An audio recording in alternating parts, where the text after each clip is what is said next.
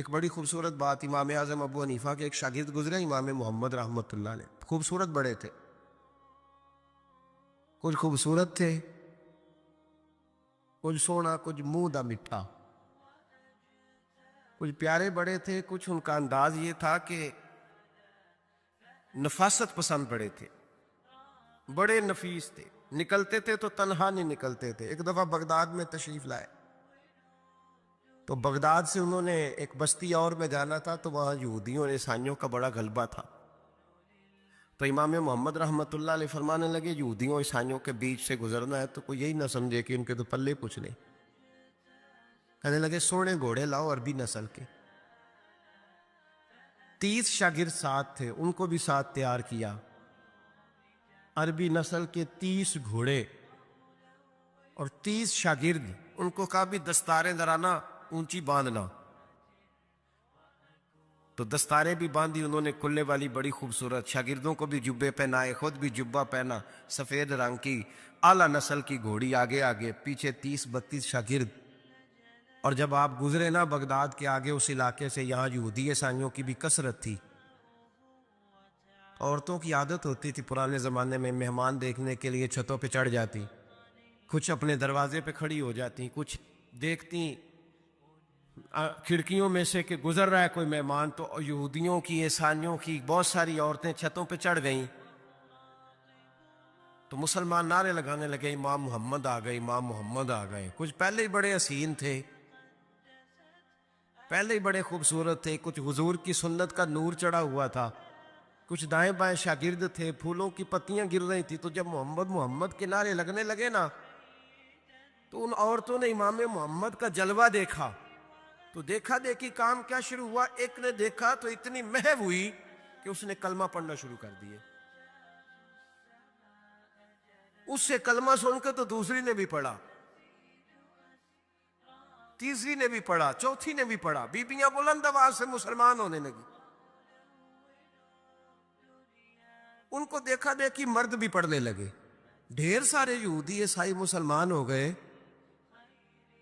एक मुसलमान उनसे कहने लगा, तुम्हें गलती लग गई है, ये हमारे नबी मोहम्मद नहीं।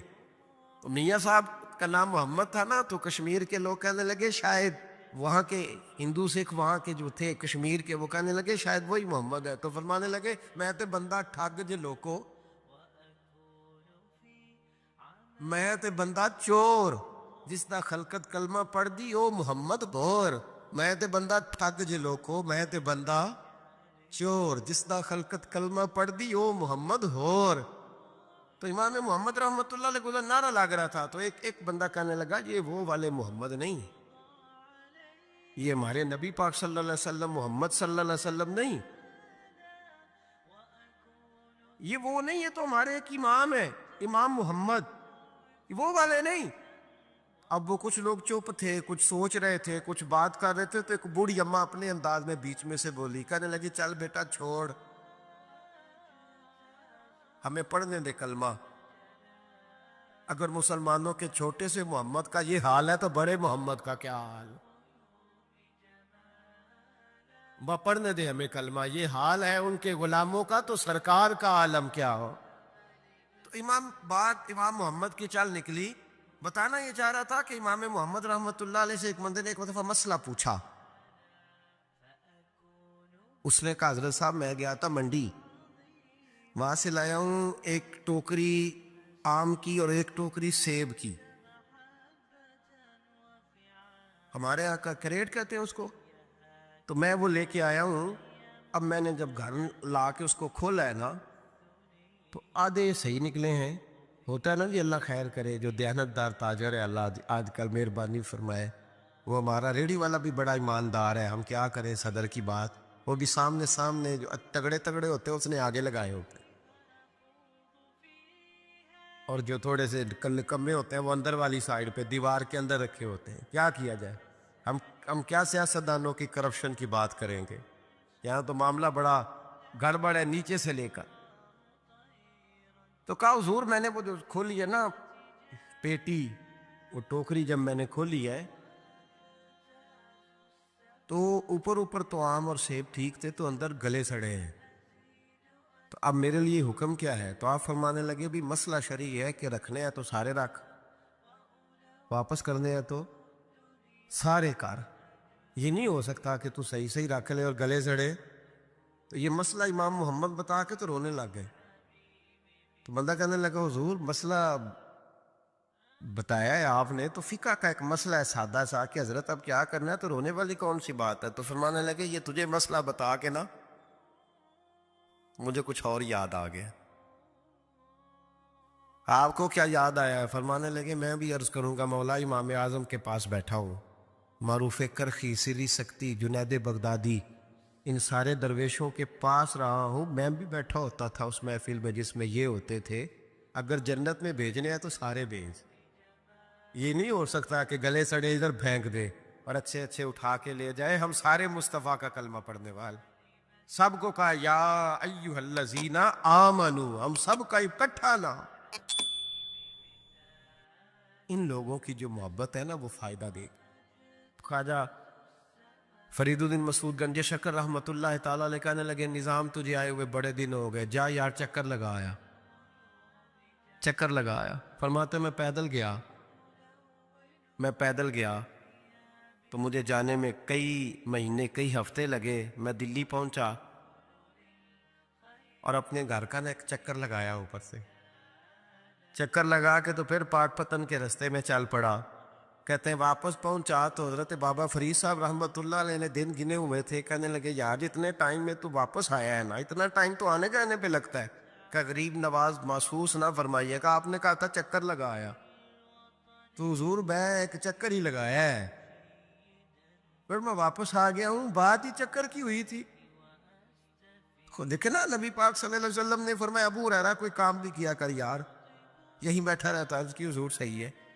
उठे, सामने एक सुतून था उसके पीछे से होके ना वापस आ गए। तो हुजूर ने फरमाया गए नहीं? कहा हुजूर ने आपने फरमाया था जाया आया कर।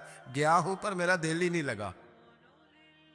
भाई तो यहां से होके वापस आ गया, कहीं जाना तो था ना, यहीं से होके। तो उन लोगों के सालिहीन की मोहब्बत के रास्ते में कोई चीज रुकावट नहीं बनी। हमारे यहाँ चीजें रुकावट बनती हैं अपने औलिया अल्लाह से, सूफिया से, बुजुर्गान दीन से, रब करीम के बंदों से, दाता अली अजमेरी से, ख्वाजा अजमेरी से। इन लोगों से प्यार करें, सालिहीन की मोहब्बत दिलों में पैदा करें, सहाबा का प्यार दिलों में पैदा करें, अहले बैत नबूवत का प्यार दिलों में पैदा करें। यार ये हदीस जो है ना, ये उम्मीद की किरण है, ये रोशनी का मीनार है कि मेरे नबी पाक ने फरमाया जो जिससे प्यार करेगा क़यामत में उसी के साथ रखा जाएगा। ये सही बुखारी की हदीस है, अल मरउ मा मन अहब्बा। और ये जो मा है ना, इसका माना है साथ रहना। हाँ, मा अल्लाह, मा यानी बमा, यानी उसके साथ। अल मरउ मा मन अहब्बा, जो जिससे मोहब्बत करेगा क़यामत में उसी के उसकी मैयत में रखा जाए। लेकिन हमारे यहाँ ना करामते, मेरे जैसा शख्स जब भी करामत सुनाता कहता मेरे हज़रत साहब का मुझसे बड़ा प्यार। भाई वो तो प्यार करेंगे ही, वो तो बरखा है, वो तो रहमत का साया है, वो तो साहिबान है, तो बाजू खुले हुए। तू बता तेरे अपने दिल का हाल क्या है? हज़रत हरम बिन हयान रहमतुल्लाह ताला अलैह फरमाते मैं हज़रत अवैस करनी को ढूंढने चल पड़ा। ढूंढने भी उसे निकला जिसे किसी ने नहीं ढूंढा और जो कभी किसी को नहीं मिले। हज़रत अवैस करनी, ये फ़िक्रा किसी दरवेश ने ना हज़रत अवैस करनी के लिए कहा। ये फ़िक्रा पूरा फिट उन्हीं पे आता है। असी किसी दे कुछ नहीं जलाते ते ना कोई साडा दर्दी, कोई जराना नहीं, कोई दोस्ताना नहीं। हज़रत अवैस करनी का मज़ार भी कन्फर्म नहीं कि किधर है। बस असी किसी दे कुछ नहीं लगते, क्या ज़रूरत है। बस ठीक है, अपना जो है अंदाज सारे ज़माने से अलहदा करके रखा उन्होंने, अलहदा, अलग थलग। तो हज़रत ख्वाजा अवैस करनी को ढूंढते ढूंढते कहते हैं मैं गया, कर्न गया। उन्हें धर्म भी नहीं, ये दाता साहब ने इसको लिखा है। फरमाते मैं गया तो मुझे लोगों ने कहा वो तो हज करने चले गए। कहते जब मैं मक्के गया तो मैंने लोगों से पूछा अवैस करनी आए थे? कहने लगे हम तो नहीं जानते। ये तो मेरे जैसे लोग होते हैं ना, जिनकी तस्वीरें ज़्यादा निकलती हैं, तो जिनकी वीडियो ज़्यादा होती है तो लोग ज़्यादा जानने लगते हैं, वरना रब करीम के बंदे तो छुपे हुए। चक्कर में पड़े ही नहीं, कौन अवैस करने। तो उन्होंने कहा कि हजरत अवैस करनी, चेहरे पर बरस के दाग हैं, कमज़ोर सा वजूद है, दाढ़ी ज़्यादा घनी नहीं। जब हालात बताए तो कहने लगे इस तरह का एक शख्स आया था, उसने तवाफ़ किया था, पहले भी दुनिया करती है पर जब उसने किया है ना तो उसके तवाफ़ ने वो खुद भी रोया है और भी बड़े रोए हैं। वो जब हजर अस्वद पे आया है तो रंग बदलता देखा है। कहा वो किधर गए? कहने लगे पूरा नहीं पता, इतना ज़रूर खबर है कि उनके अंदाज बताते थे कि अब मदीने जाएंगे। जनाब हरम बिन हयान कहते हैं फिर मैं मदीने गया, मैंने ख्वाजा अवैस को ढूंढा।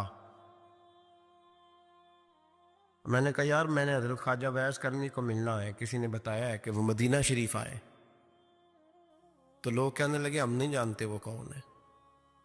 लेकिन ना दुनिया जान गई, दुनिया में बड़ा कुछ हो गया, बाई नेम लोग जानने लगे, होटलों पे पहचानने लगे, सड़कों पे पहचानने लगे। लेकिन बात तो ये है कि जिनको पहचानना चाहिए अगर वो पहचान लें फिर तो बड़ी बात है, फिर तो बड़ी बात है। लेकिन अगर वहाँ ही पहचान ना हो सके तो फिर तो मामला बड़ा अलग सा है ना। अजीज़ भाई, हज़रत ख्वाजा अवैस करनी के बारे में पूछा तो मदीना शरीफ के ज़ायरीन और वहाँ के मकामी लोग भी कहने लगे कोई नहीं पता, हम नहीं जानते, मिले ही नहीं। तो कहा बारीक सा वजूद है, पुराना सा लिबास है, बरस के दाग है, चेहरे पे दाढ़ी ज़्यादा घनी नहीं, किसी को पास नहीं बिठाते। और फिर एक जुमला और कहा, सुना है रोते हैं तो बड़े दर्द से रोते हैं, सुना है भीगी रहती हैं पलकें, सुना है उनकी पलकें भीगी रहती हैं। मैं 2-4 दिन पहले किसी से सुन रहा था शेर, उसने कहा था एक वारी मेरियां अखियां तो उन्होंने अथरू पूंजे सन, हुन चस्का पै गया रोने दा, हर वेले या हो जारी है। कहते हैं कि वो इस तरह की उसकी कैफियत है। कहते मैंने कहा यार वही तो अवैस करनी थे, किधर गए? कहने लगे कोई खबर नहीं, जब वो आए हैं तो उनके आने का अंदाज ही निराला था। सिसकियां और आहें निकल गई उस शख्स की जब वो मदीने आया। हज़रत हरम बिन हयान कहते हैं मैं ढूंढता रहा, तलाश करता रहा, फिर मैं उनको ढूंढते ढूंढते इराक में आया तो नहर फुरात के किनारे एक कमज़ोर से आदमी को रेत के टीले पर बैठ के वुज़ू करते देखा। कहते हैं जब उनका वुज़ू मुकम्मल हुआ तो मैंने कहा अस्सलामु अलैकुम, तो कहते उन्होंने चेहरा नहीं फेरा, वहीं बैठे बैठे कहने लगे वालेकुम अस्सलाम या हरम बिन हयान, या हरम बिन हयान वालेकुम अस्सलाम। कहते मैंने कहा कि मन अंत आप कौन है? तो कहने लगे वही हूँ जिसे तुम मक्के और मदीने ढूंढता रहा। तो कहते मैंने कहा हुजूर आप मेरा नाम कैसे जानते हैं?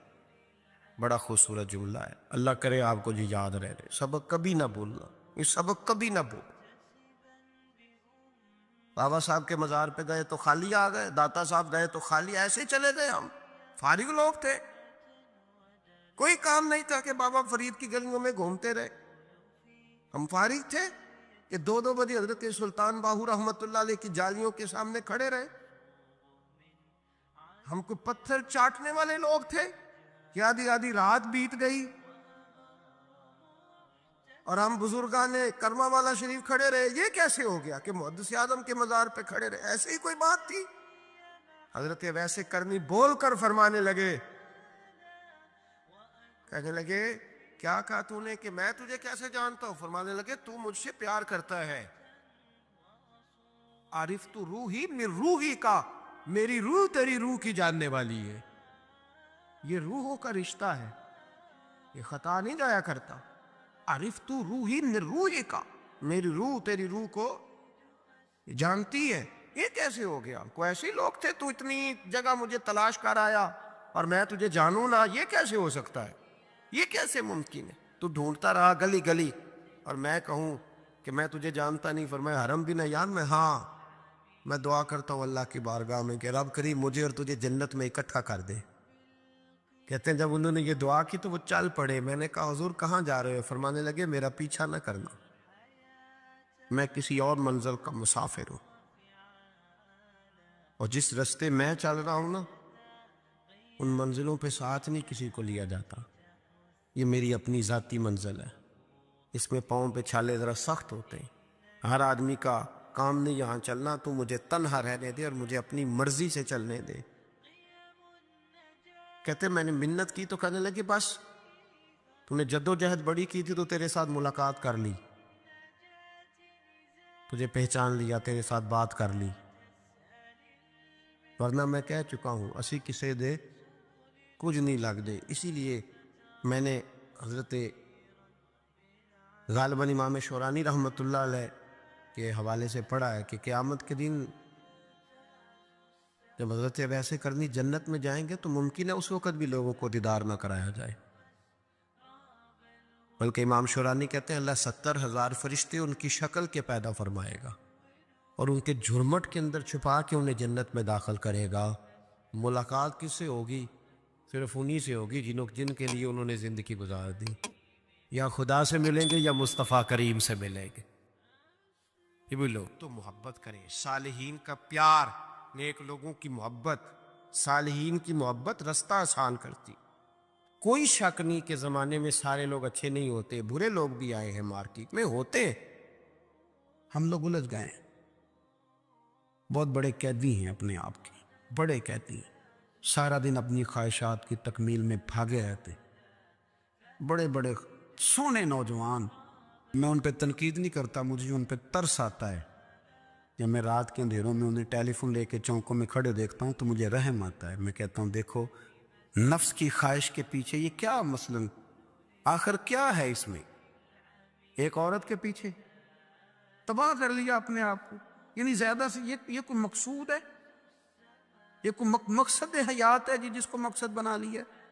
मेरे अजीज बात को समझ ले, इतना खूबसूरत आदमी है और इतना उसका ऊंचा कद काठ है, और क्या किसके पीछे ये भागा हुआ है? बड़ा समझदार, दानश्वर, अक्लमंद आदमी, जी रूह बंदा, लेकिन उसका स्टेटस आप ये मुलाजा करें कि वो 20-40 हज़ार की खातर झूठ बोलता है, धोखा देता है, फरेब और फ्रॉड करता है। हम अपनी नफसानी ख्वाहिशात के पीछे इस तरह भागते हैं कि हम असल से रह जाते। मेरी बातों की समझ आ रही है आप हज़रात? थोड़ा थोड़ा करके, एक एक करके इनकी बातें कम माने। ज़रूरी तो नहीं ना कि सवेरे नाश्ता बाजार से अपनी मर्जी का तगड़ा किया, बाजार से ला पूड़ियाँ चने बेहतरीन खाए, और पूड़ियाँ चने अभी खाए नहीं, शापर में डाले हुए हैं, और वो लेके अभी आ रहा है, तो साथ ही रास्ते से गोश्त भी छोटा अच्छा लगा तो 2 किलो वो भी ले आए कि पूड़ियाँ चने खाऊंगा और दोपहर के लिए गोश्त पकाऊंगा। वो पहले ये तो खा ले साहब, इससे तो निजात पा ले। ये पता नहीं हजम होता है कि कुछ और करता है तेरे साथ, लेकिन वो गोश्त भी साथ ले आया। यानी टेबल पर, नाश्ते के टेबल पर बैठ के फैसला हो रहा होता है कि हमने क्या खाना है, हमने किधर जाना है। संगियो याद रखो, बातों को समझो और गौर करो। ये थोड़ा थोड़ा करके जब हम छुटकारा हासिल करने की कोशिश करेंगे ना, छुटकारा हासिल करने की कहीं जगह से, किस जगह से अगर आपको तंबी होती है ना, तंबी, उसमें भी बड़ा मज़ा आता है। उसमें बड़ा, हमारे एक बुजुर्ग थे, तो एक दिन ना मैं गया तो कहने लगे अल्हम्दुलिल्लाह आज मैं बड़े सुकून में हूँ। मैंने कहा जी वो क्या हुआ? कहने लगे मैं अपने आप को बड़ा पीर साहब समझने लग गया था। तो एक बाबडा के किसी आदमी से काम था, तो मेरे एक दोस्त ने मुझे कहा कि पीर साहब उसको टेलीफोन कर दे, सुना है आपका अकीदतमंद है। मैंने उस बंदे को टेलीफोन किया तो कहता पीर साहब मैं इज्जत आपकी बड़ी करता हूँ पर यह काम नहीं हो सकता। कहते हैं जब उसने मुझे कहा ना तो कुछ भी नहीं, तो मुझे बड़ा मज़ा आया, वरना मेरा तो नफ्स फूल गया था। मैं तो समझता था कि जो मैं कहता हूँ वैसे ही हो जाता है। कहते उसने थोड़ा सा ना मुझे लेवल में किया है, मुझे मज़ा आया। ये लोग ना अपने ऊपर बोझ डालते थे, ये थोड़ा थोड़ा पीछे हटते थे, ये समझते थे कि इस तरह तो हमारी तकमील रह जाएगी। सुबह से शाम तक अगर इसी नफ्स की बातें मानते जाएंगे तो खराबी करेगा। दौलत का नशा है भाई, दौलत इकट्ठी करने वाला किसी जगह सैर नहीं होता। हुस्न का नशा है, हुस्न का नशा है। हज़रत अबू बकर शिबली रहमतुल्लाह अलैह फरमाया करते थे जो तेरी बेटी को खूबसूरत समझ के उसके साथ निकाह करने थे उसे बेटी ना देना। हजरत जी क्यों? फरमाया हुस्न तो थोड़े दिन के बाद खत्म हो जाएगा, फिर वो इसकी कदर नहीं करेगा, वो तो कहीं और मुंह मारता फिरेगा। हज़रत अबू बकर शिबली रहमतुल्लाह ताला अलैह की बेटी खूबसूरत थी। एक नौजवान कहने लगा मेरा निकाह कर दें। आप फरमाने लगे पुत्र तो 1 महीने के बाद आना, कर दूंगा। बड़ी मोटी ताजी खूबसूरत साहिबजादी। तो हजरत ने उसे दवाई खिलाई, उसे पखाने लग गए। जो पखाना करती एक मटके में संभाल देते। थोड़ा वक्त गुजरा तो वो हड्डियों का पिंजर बन गई। महीने भर में दस्त इतने आए कि कमज़ोर हो गई। तो तब अबू बकर शिबली 1 महीने के बाद नौजवान को बुलाया, फरमाया इधर आ, तेरा निकाह करूँ। बच्चे दिखाई तो वो कमज़ोर बिस्तर पे पड़ी। फरमाया शादी कर। कहने लगा इससे नहीं मैंने करनी। फरमाया ये वही है? कहने लगा जी नहीं। फरमाया तू तो कहता था मुझे इश्क है, किधर गया तेरा इश्क? कहने लगा हजरत साहब आप कैसी बात कर रहे हैं? फरमाया इधर आ। फिर वो मटका जिसमें गंद रखा था वहां ले गए। फरमाने लगे तेरा इसके साथ इश्क था, ये है तेरा इश्क। फरमाया इसे तो मैं 4 दिन रोटी खिलाऊंगा फिर तंदुरुस्त हो जाएगी, लेकिन मैं देखना चाहता था कि तू मेरी बेटी से प्यार करता है या उसके चेहरे पे आने वाली कुछ वक्त के लिए सुर्खी से प्यार करता है, उस लाली से प्यार करता है जो जवानी के वक्त बच्चों और बच्चियों पे आती है। किस चीज के दिल दादा? यानी क्या मतलब? नफ्स की गुलामी, सरासर गुलामी। और पलट पलट के और बड़े बड़े सियाने बंदे छोटी सी ख्वाहिश के लिए। बड़ा समझदार आदमी, बड़ा सियाना बंदा। मैं एक बड़े बुजुर्ग आलिम थे, मैं एक दफा मिलने गया तो पाए पका रहे थे, खुद पाए पका रहे थे। तो वो बड़े प्यार की बात होती है ना जी। तो तामत बांधी हुई और बड़ी जनाब खस्ता हाली, और वो पाए पका रहे हैं। तो मैंने उनसे कहा, मैंने कहा हजरत जी पाए तो किसी और ने भी पका लेने थे, आप बुखारी लेके बैठते, चलो मेरी तरह का कोई बंदा आपसे इस्तेफादा भी कर लेता। अब पाए आप लाएंगे, फिर पकाएंगे, फिर आप खाएंगे, तो ये तो 24 घंटे आपके इसी काम में गुजर जाएंगे। तो ये एक छोटी सी ख्वाहिश के लिए, मैं किसी चीज को हराम नहीं कह रहा। कुरान पाक की जो आयत पढ़ी है सिर्फ उसकी तफसीर आपके सामने अर्ज कर रहा हूं। हमारी ख्वाहिशात माँ पालती है, आपको नहीं पता कितने दुख सहती है। मैं उन माओं को जानता हूं जो बेटे के हिस्सों की मार भी उसके अब्बे से खाती है, मार खाती है वो। एक खातून एक कान से सुनता नहीं, मेरे पास एक दफा आई, कहने लगी सट लग गई सी, कोई दुआ कर दे, क्या कोई वजीफा पर? डॉक्टर कहते हैं ठीक नहीं हो सकते। मैंने कहा बाजी सही बताओ मसला क्या है? कहने नहीं कुछ भी नहीं, मसला क्या होना है, पुत्र गलत निकल आया है, उसका बाप रोज मारता है, आज मैं आ भी गई हूँ तो उसने एक थप्पड़ मेरे कान पे मार दिए, पर्दा फट गया।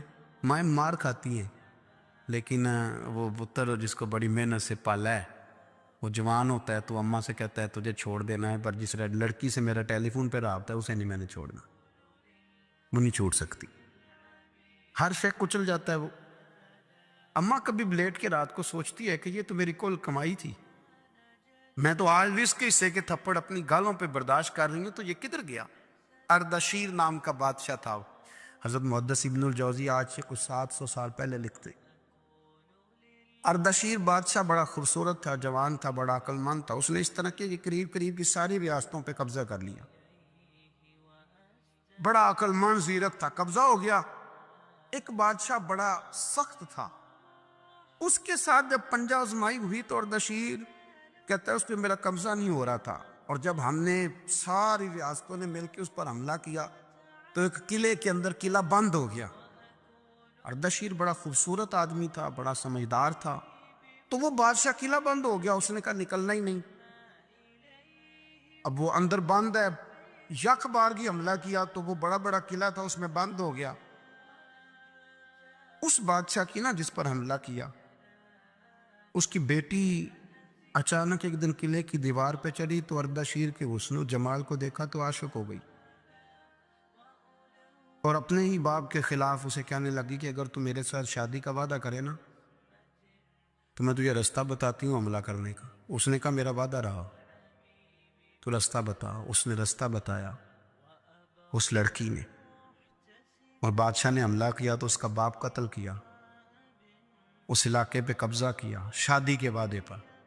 हाँ हाँ, नफसानी ख्वाहिश बंदे को अंधा कर देती, नहीं समझ आती उसको मैं किधर जाना, अंधा कर देती। हमला किया, और जब उस लड़की को लेके आया ना अपने महल में, तो पहले दिन शादी की पहली रात थी, तो बिस्तर बिछाया कनीज ने, तो वो कभी करवट उधर बदलती कभी उधर बदलती। तो बादशाह कहने लगा क्या है? कहने लगी बिस्तर में कुछ है, मुझे तकलीफ दे रही। उसने चिराग जलाए और जब बिस्तर उठाया तो एक इतना सा धागा निकला।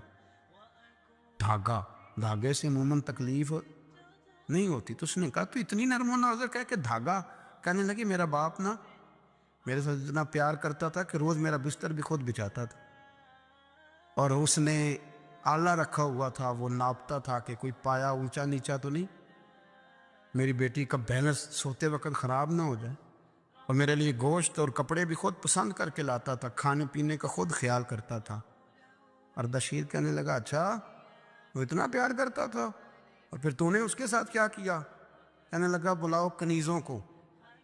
कनीज़ों को बुलाया, फरमाया इसको उठाओ और जल्लाद के पास ले जाओ, उसे कहो कि इसके बाल घोड़े एक घोड़े के साथ बांधे, पैर दूसरे घोड़े के साथ बांधे, और एक घोड़ा इधर भगा दे, किधर भगा दे।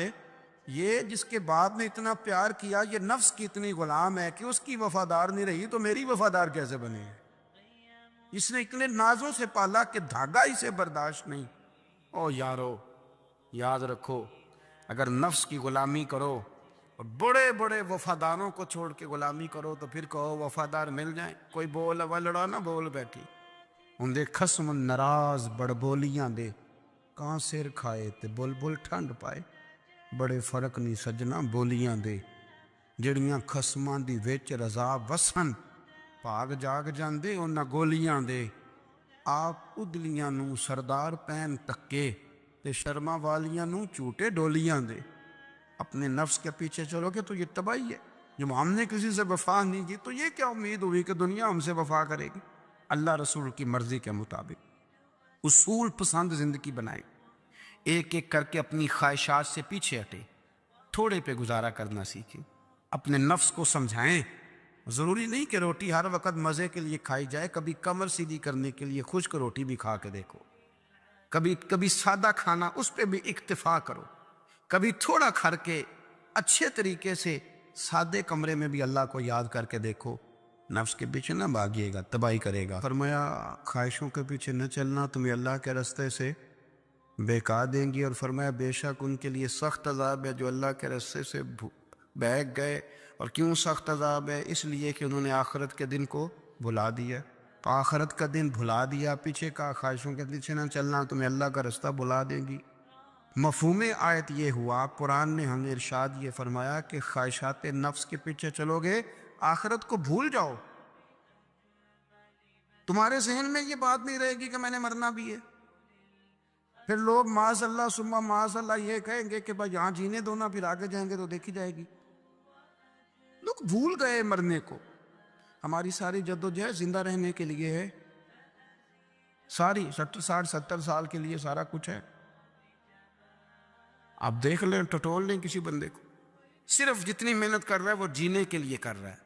रब करीब के बंदे जितनी मेहनत करते थे मरने के लिए करते थे, मरने के लिए कोशिश करते थे कि मर जाना है, उसके लिए जद्दोजहद। हम जितनी जद्दोजहद कर रहे हैं सारी जीने के लिए, जीने के लिए। मेरे रसूल करीम सल्लल्लाहु ताला अलैहि वसल्लम पे एक फरमान है मुस्नद इमाम अहमद बिन हंबल में, और बड़ा निराला, बड़ा अनोखा और बड़ा माना खेज है। हुजूर सैयद आलम सल्लल्लाहु ताला अलैहि वसल्लम ने फरमाया बड़ा बेवकूफ़ है वो शख्स, ज़रा तरतीब देखिए, हुजूर की ज़ुबान से निकले हुए हिकमत के मोती। मुस्नद इमाम अहमद बिन हंबल फरमाया वो बड़ा बेवकूफ़ बंदा है जो चलता अपनी ख्वाहिशात नफ्स के पीछे है और उम्मीद ये रखता है कि रब मुझे आखिरत में इनाम अता करेगा। चलता किसके पीछे? ख्वाहिश के पीछे। और कहता यह है कि अल्लाह मुझे क़यामत में इनाम देगा। तो इनाम तो उसे दिया जाता है ना जो को मेहनत करता है। देखे ना, जिसका मुंह पिंडी की तरफ है तो पिंडी वो पहुंचेगा कि वो जिसका मुंह पिंडी की तरफ है वो लाहौर पहुंच जाएगा। मुंह पिंडी की तरफ करना और ख्वाहिश लाहौर की रखना, मुंह कर लेना लाहौर की तरफ और ख्वाहिश पिंडी के रखना, तो मियाँ ये तो नहीं ना होगा। पीछे जो तले ख्वाहिशात नफसानियाँ के हमारे यहाँ ना बहुत बड़ा रट्टा है। आप यकीन करें, मैं अक्सर कहता हूँ, मैं ये कहा करता हूँ कि हमें ना अपनी मर्ज़ी का सारा कुछ चाहिए, अपनी मर्ज़ी का और सारा कुछ। अब्बा जी भी अपनी मर्ज़ी के, बच्चे भी, उस्ताद भी, पीर साहब भी। पीर साहब भी मेरी मर्ज़ी के होने चाहिए। भाई वो पीर साहब है या तो तू इस तरह करना कि तू खुद पीर बन जा, वो भी मेरी मर्ज़ी का, हर शय मेरी मर्ज़ी की। बल्कि कुरान मजीद के 13वें पारे में तो रब फरमाता है लोगों ने नफ्स की ख्वाहिश को खुदा बना लिया है। नफ्स की ख्वाहिश को खुदा बना लिया, उसके पीछे भागते हैं। अपनी ख्वाहिशात थोड़ी थोड़ी कम करें, ज़िंदगी में थोड़ी कम करें। पुराने कपड़ों पे भी एक सीज़न निकाल के देखें। एक वक्त का खाना, जो अपना आपका मन बड़ा चाह रहा है ना, तो एक वक्त का खाना सिर्फ अल्लाह की रज़ा के लिए किसी गरीब को दे के दे। भाई अपने भतीजे की ज़बानी ज़रा इसकी कैफियत सुन लीजिए। वो बोले कि भतीजे आपने जो कुछ देखा है इसकी तफसील सुनाओ। चनाचा आज सल्लल्लाहु अलैहि वसल्लम ने अज़ अव्वल तक आखिर पूरा वाक़या सुनाया, जिसे सुनकर वर्का बेअख्तियार होकर बोल उठे कि यह तो वही नामूस मुअज़्ज़ज़ राज़दान फरिश्ता है जिसे अल्लाह ने हज़रत मूसा अलैहिस्सलाम पर वही देकर भेजा था। काश मैं आपके इस उहद नबूवत के शुरू होने पर जवान उम्र होता। काश मैं इस वक्त तक ज़िंदा रहता कि आप सल्लल्लाहु अलैहि वसल्लम की कौम आपको इस शहर से निकाल देगी। रसूलुल्लाह सल्लल्लाहु अलैहि वसल्लम ये सुनकर ताज्जुब से पूछा कि क्या वो लोग मुझको निकाल देंगे, हालांकि मैं तो इनमें सादिक अमीन मकबूल हूँ। वर्का बोल हाँ, ये सब कुछ सच है, मगर जो शख्स भी आपकी तरह हमें हक लेकर आया, लोग इसके दुश्मन ही हो गए। अगर मुझे आपकी नबूवत का वो ज़माना मिल जाए तो मैं आपकी पूरी मदद करूँगा। और मगर वर्का कुछ दिनों के बाद इंतकाल कर गए। फिर कुछ अरसे तक वही की आमद मौक़ूफ़ रही। सुब्हान अल्लाह।